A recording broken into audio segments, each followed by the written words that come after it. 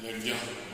조금 길었습니다. 그러나 항상 하나님의 말씀으로 우리가 충만할 수 있게 되기를 원합니다. 요즘 우리가 기도 충만을 위해서 금요 성령 충만 저녁 예배 때 기도, 어떻게 기도할 것인가에 대해서, 하나님이 기뻐하시는 기도가 어떠한 것인가에 대해서 우리가 함께 나누고 있습니다. 오늘 또 우리 히스기야를 왕을 통해서 우리는 히스기야가 어떻게 기도했는지에 대해서 우리는 자주 말씀을 이렇게 우리가 들었습니다. 히스기야가 죽을 병에 걸렸는데 기도해서 하나님께 벽을 향해서 우리가 함께 오늘 읽은 것처럼 기도해서 이렇게 병고침을 받았다. 그런 진짜 눈물을 흘리며 간절한 기도를 드려야 된다. 오늘은 그 전에 있었던 내용을 가지고 우리가 어떻게 기도하는 것이 하나님이 기뻐하시는 기도일까에 대해서 우리가 함께 말씀을 나누도록 하겠습니다. 이사야 37장 14절에서 17절 말씀이죠. 야훼께 15절 말씀입니다. 야훼께 기도하여 이르되. 우리가 이 공동체 성경 읽기를 읽었기 때문에 그 배경에 대해서 우리가 이야기를 나누지 않기 원합니다. 오늘 이 37장 14절에서 17절 말씀은 사내들이 2차 항복하라고 하는 그러한 요구를 받은 히스기야 왕이 신앙 고백적 기도라고 할 수 있습니다. 14절과 15절을 제가 한번 읽어드리겠습니다. 히스기야가 그 사자들의 손에서 글을 받아보고 야훼 전에 올라가서 그 글을 야훼 앞에 펴놓고 야훼께 기도하여 이르되.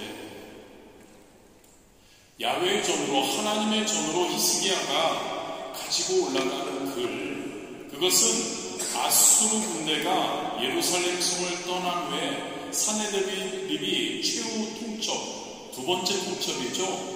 그 통첩을 하게 됩니다. 그 내용은 하나님을 모욕하고 히스기야에게 빨리 항복하라는 그러한 협박의 내용의 편지였죠. 우리가 함께 읽었지만 바로 앞선 36장 마지막 부분에도 랍세게가 하나님을 조롱합니다. 모독합니다.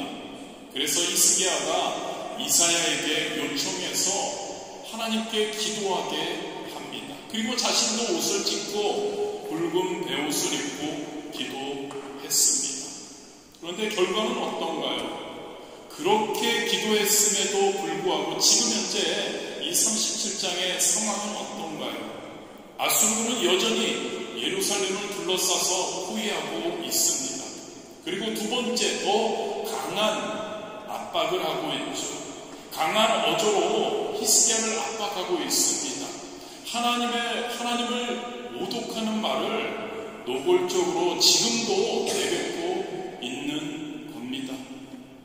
이런 상황에서 마치 과거의 랍사게의 협박과 모독의 말을 들은 이후에 히스기야가 하나님께 올린 간절한 기도, 그리고 선지자 이사야에게 부탁해서 하나님께 이 상황을 해결해 달라고 드린 기도, 아무 효력이 없는 것으로 오해될 소지가 충분합니다.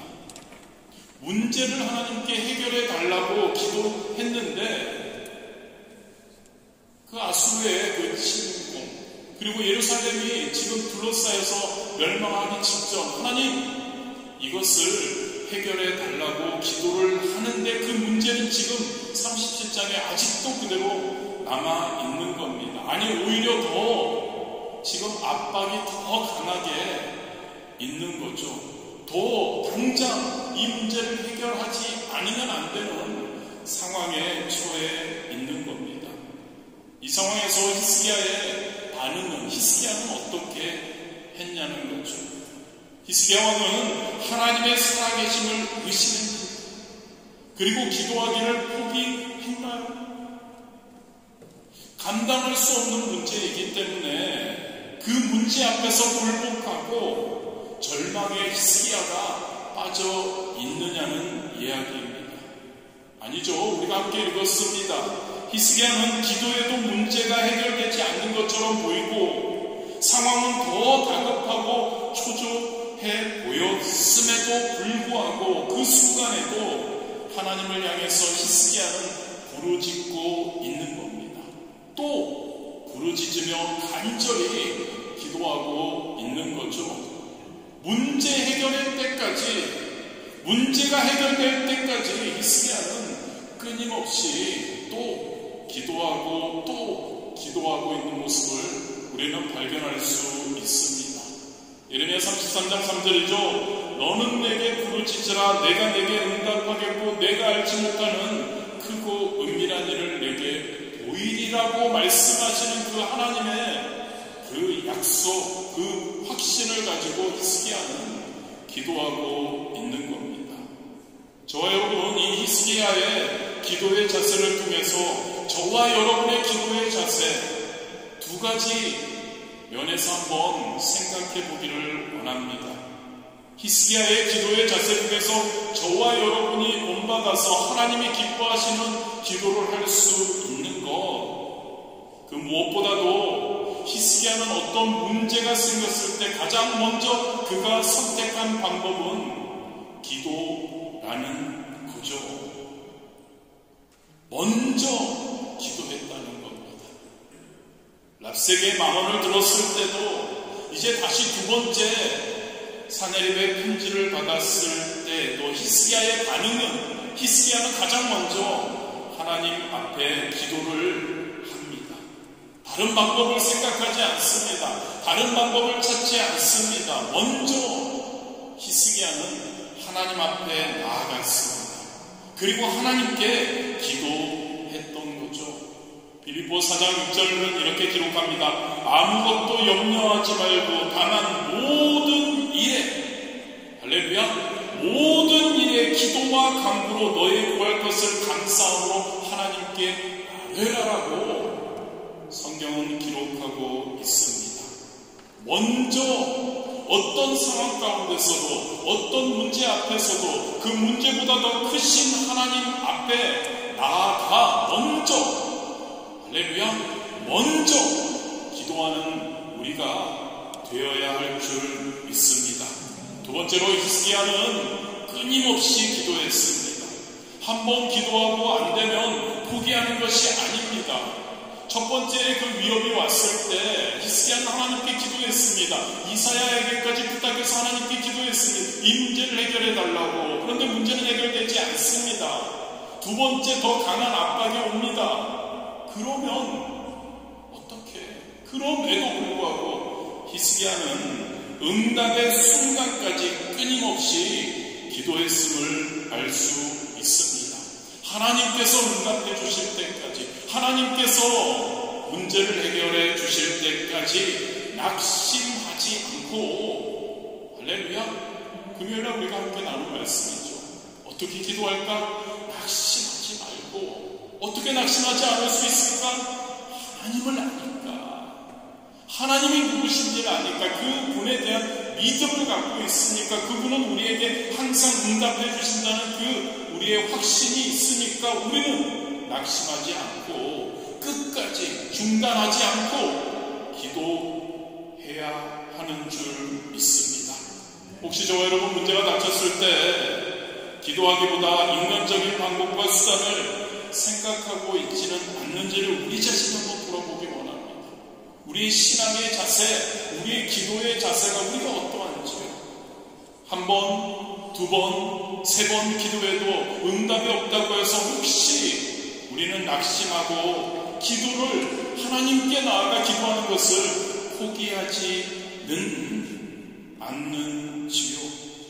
히스기야의 기도의 자세는 여러분 먼저 기도를 선택했고 그리고 그 기도가 응답될 때까지 기도했다는 것을 우리가 알 수 있습니다. 히스기야의 기도의 자세 오늘 우리가 본으로 삼을 수 있게 되기를 진심으로 원합니다. 하나님의 전능하심, 하나님의 신실하심 믿으십니까 여러분? 그렇다면 저와 여러분 앞에 닥친 어떠한 문제보다 더 크신 그 하나님, 어떠한 문제도 능히 해결하실 수 있는 하나님, 그 그 하나님을 바라보는 저와 여러분이 되기를 진심으로 원합니다. 그렇다면 그 하나님을 바라본다면, 그 하나님을 안다면 저와 여러분 다른 무엇보다도 먼저 기도할 수 있을 겁니다. 끊임없이 문제 해결의 순간까지 하나님께 간구하는 것을 중단하지 않을 수 있을 겁니다. 그래서 기도의 사람, 하나님이 기뻐하시는 기도를 하는 저와 여러분이 되시기를 진심으로 원합니다. 기도로 충만하십시오. 말씀과 기도로 충만해서 성령 충만할 때 성령님께서 우리를 기도의 자리로 이끄시고 성령님께서 우리에게 그 확신, 그 믿음을 더 굳건히 주셔서 낙심하지 않고 응답받을 때까지, 해결될 때까지 기도하는데 도와주시리라 믿습니다. 에베소서 6장 18절 모든 기도와 간구를 하되 항상 성령 안에서 기도하고 이를 위하여 깨어 구하기를 항상 힘쓰며 여러 성도를 위하여 구하라. 할렐루야. 모든 기도와 간구를 하되 항상 성령 안에서 기도하고 이를 위하여 깨어 구하기를 항상 힘쓰며 여러 성도를 위하여 구하라. 먼저 기도하는 저와 여러분이 되기를 진심으로 원합니다. 끝까지 응답될 때까지 기도하는 저와 여러분이 되기를 진심으로 원합니다. 그렇다면 여러분, 아수르의 그 위협, 압박, 그 속에서 히스기야가 하나님 앞에 나아가서 기도합니다. 그리고 그 기도하면서 처음 시작하는 말이 무엇인지를 오늘 16절에 기록하고 있습니다. 그룹 사이에 계신 이스라엘 하나님 만군의 야훼여 주는 천하 만국의 유일하신 하나님이시라. 주께서 천지를 만드셨나이다. 히스기야는 이렇게 얘기하고 있는 겁니다. 하나님, 나는 하나님 당신을 압니다. 하나님은 그룹 사이에 계신 분이십니다. 하나님은 이스라엘의 하나님이십니다. 하나님은 만군의 하나님이십니다. 하나님은 천하 만국의 유일하신 하나님이십니다. 하나님은 천지를 창조하신 창조주이십니다라고 하나님 앞에 가서 먼저 고백하고 있는, 기도를 시작하고 있는 겁니다.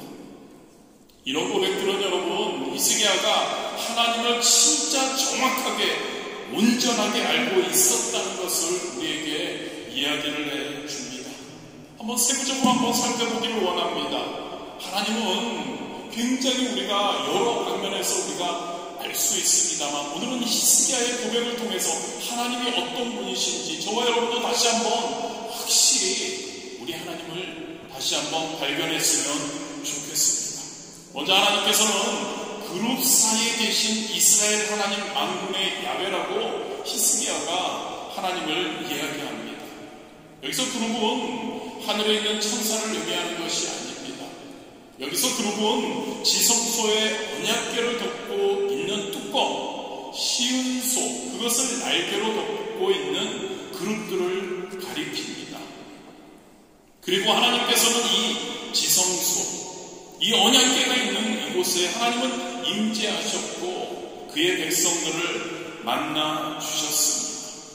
즉 여러분, 히스기야가 이야기하는 그룹 사이에 계신 하나님이라는 이 표현은 그의 백성들, 하나님이 택하신 선민들 그 가운데 언제나 함께 하시며 임재하고 계시며 그 백성들을 돌보시는 하나님이라는 것을 의미하고 있는 겁니다. 여러분, 하나님은 멀리 계시는 분이 아니심을 믿으시기를 바랍니다. 하나님은 당신의 백성과 함께 하시는 분이심을 믿으시기를 바랍니다. 하나님은 저와 여러분과 함께 하신다고요. 아멘. 하나님은 저와 여러분과 함께 하신다고요. 하나님은 저와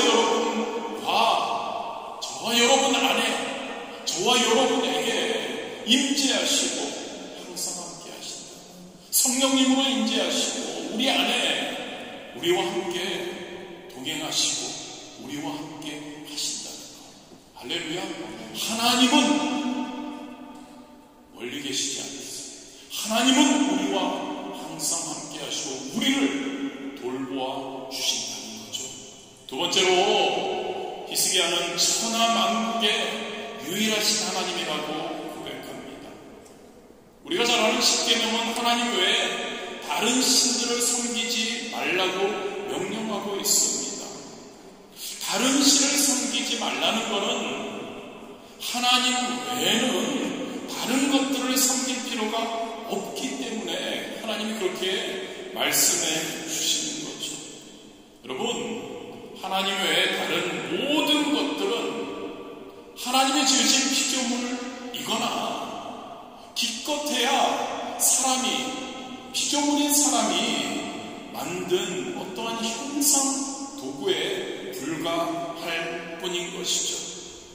하나님은 어떤 분이시냐면 여러분, 우리의 섬김을 받으시기에 우리가 늘 유일한 분이시라는 것 믿으십니까 여러분?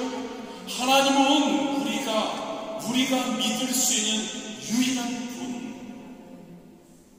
믿는 저와 여러분 되시기를 진심으로 바랍니다. 히스기야의 고백입니다. 하나님, 당신은 나의 유일한 신, 나의 유일한 믿음의 대상입니다. 저와 여러분의 기도할 때, 하나님께 기도할 때 하나님께 그런 마음으로 우리가 기도해야 할 줄 믿습니다. 세 번째로 히스기야는 하나님께서는 창조주이심을 고백합니다. 여러분, 하나님이 천지를 창조하셨다는 것은 무슨 말일까요? 저와 여러분을 지으시고 천지만물을 창조하셨다고 끝나는 것이 아닙니다. 단지 창조만 하셨다는 뜻이 아닙니다. 창조주 하나님께서 천지를 창조하셨다는 이야기는 창조하신 그 하나님께서 그 창조하신 그 동일한 능력으로 지금도 이 온 우주 만물을 다스리시고 운행하시고 주관하신다는 이야기입니다. 아멘. 이것은 여러분, 온 세상, 온 우주 만물을 통치하고 계시는 분, 바로 하나님, 그분은 절대적인 주권자이시라는 것을 히스기야는 알고 있었다는 것이죠. 저와 여러분도 그것에 대해서 확고한 믿음이 있어야 할 줄 믿습니다. 온 세상을 통치하시는 하나님, 그 하나님은 절대적인 주권을 가지고 계신 분, 그 분으로 우리가 받아들여야죠. 역대상 29장 11절이죠. 야훼로 위대하심과 권능과 영광과 승리와 위엄이 다 주께 속하였사오니 천지에 있는 것이 다 주의 것이로소이다. 야훼여 주권도 주께 속하였사오니 주는 높으사 만물의 머리이심이니이다. 할렐루야. 온 세상을 통치하시고 모든 주권을 가지고 계신 그 하나님, 히스기야는 그 하나님을 찬양하며 기도하고 있는 거죠. 히스기야가 이렇게 하나님에 대한 정확한 이해를 가지고 기도하고 있는데, 이것은 우리가 기도할 때 좀 전에도 언급했습니다. 낙심하는 것에 대해서. 그런데 우리가 하는 기도에 있어서 너무나 중요한 요소입니다. 하나님에 대한 온전한 이해가 없다면 우리는 올바른 기도를 할 수가 없는 거죠. 하나님이 누구신지, 하나님이 진짜 우리가 믿을 만한 분, 절대 전능하신, 절대 주권을 가지신 분이라는 것을 우리가 확실히 알지 못하면 하나님께 기도하면서도 우리가 의심할 수밖에 없는 거죠. 응답이 없으면 하나님은 응답하실 수 없는 분이시지 않을까라고 우리는 생각하며 우리는 낙심하게 되는 거죠.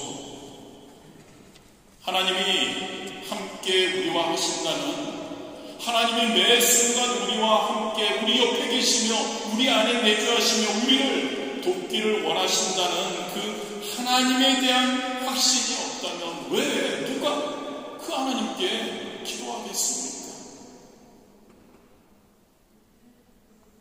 히스기야가 사내립과 랍사게의 비방에도 낙심하지 않고 기도할 수 있었던 것, 그 하나님에 대한 확고한 그러한 믿음과 이해를 가지고 있었기 때문입니다.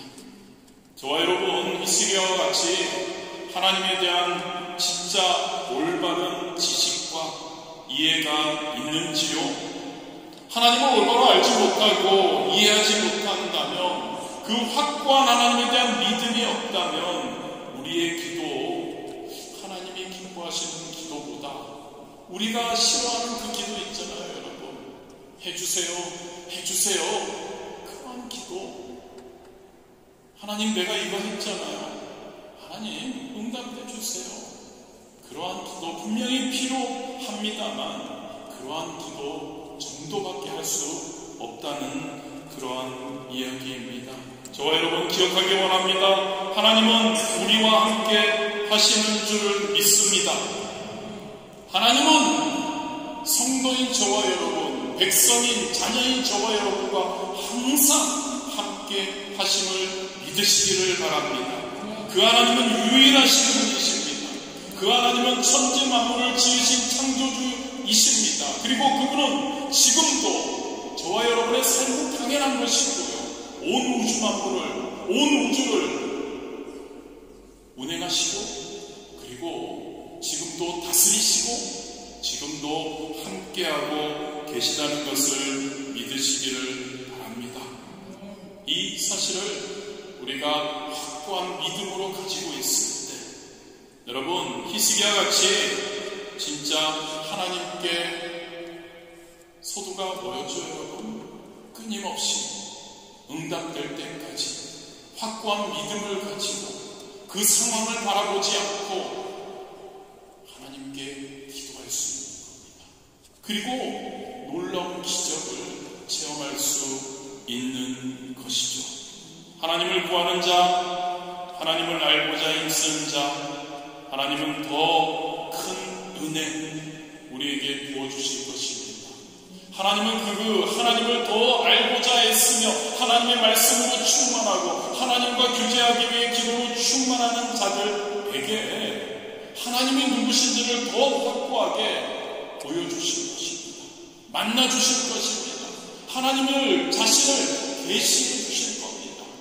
그러한 저와 여러분, 그 하나님을 더 확고하게 알 때, 그 확신, 그 믿음을 가지고 우리 하나님을 향해서 마음껏 기도하고, 그 기도에는 확실한 응답에 가장 좋은 때, 가장 좋은 것으로 가장 좋게 응답해 주신다는 그 믿음, 그리고 그러한 결과 우리에게 임하리라 믿습니다. 그래서 우리는 히스기야와 같이 17절 전반절에 이렇게 기도를 이어갈 수 있을 겁니다. 하나님에 대한 확고함이 있다면, 야훼여, 하나님, 귀를 나에게, 나의 기도에 귀를 기울여 들으시옵소서. 야훼여, 눈을 뜨고 보시옵소서. 이러한 기도 우리가 할 수 있으리라 믿습니다. 그러한 기도를 해야죠, 여러분. 하나님, 나를 아시잖아요. 나의 상황을 아시잖아요. 하나님, 귀를 열어서 나의 기도를 들어주시고요, 지금 나의 상황을 보셔요. 하나님, 어떻습니까? 나의 기도를 들어주세요. 하나님께 그러한 기도, 그러한 우리 되었으면 좋을 것 같습니다.